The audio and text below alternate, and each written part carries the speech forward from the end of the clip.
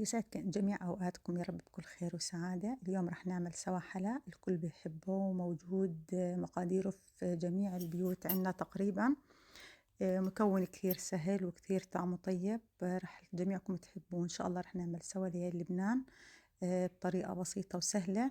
أتمنى إنكم تجربوا هالطريقة وتجربوا هالوصفة، وإذا عجبتكم تعطوني آراءكم، وصحة وألف عافية. يلا سوا نشوف الطريقة والمقادير.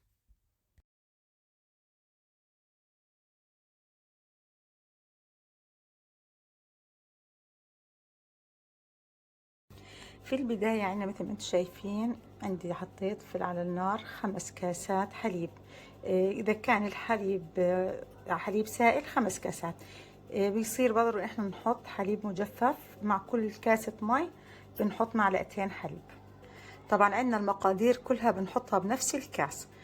بنفس الكاس اللي حطينا بيه ال5 كاسات حليب بحط عندي هون كاسة سكر. بسم الله.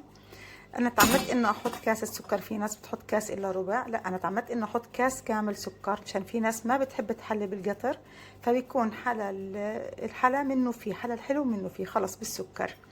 وعندي هون برضو بنفس الكاس عايرت كاسة سميد. راح ابلش في التحريك واضل احرك عبين ما كله ينمزج سوا وكله يبلش في الغليان.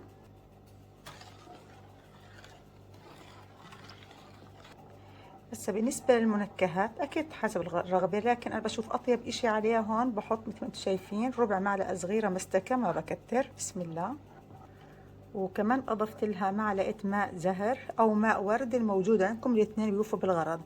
أنا حطيت معلقة واحدة، إذا بدكم تزودوا طبعا برضو حسب الرغبة وحسب شو بتحبوا نكهتها. طبعا رح نستمر في التحريك حتى ايش ما يكتل عنا السميد مع الحليب، ما رح نتركه عبين ما يغلي.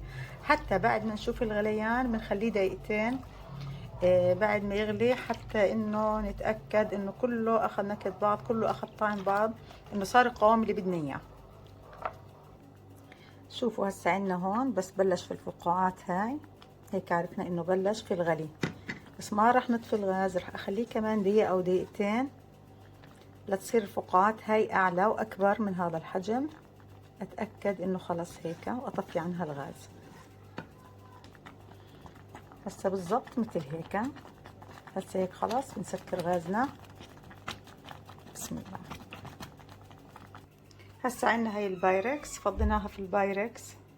راح اتركها قبل التزيين تقريبا نص ساعة لتبرد او ساعة، وبعدين ازينها. هسه مثل ما انتم شايفين بعد ما بردت تماما، تقريبا تركتها 3 ساعات انها تبرد تماما. راح احط لها علبتين قشطه. طبعا بالنسبه للقشطه اي نوع بدكم اياه، سواء باكيتات او علب، النوع اللي بدكم اياه. هاي بسم الله بنبلش بفردها. بفردها كلها على الصينيه. طبعا انا هون حطيتها عفوا في بايركس مش في صينيه. الخطوه الاخيره بزينها بالفستق الحلبي.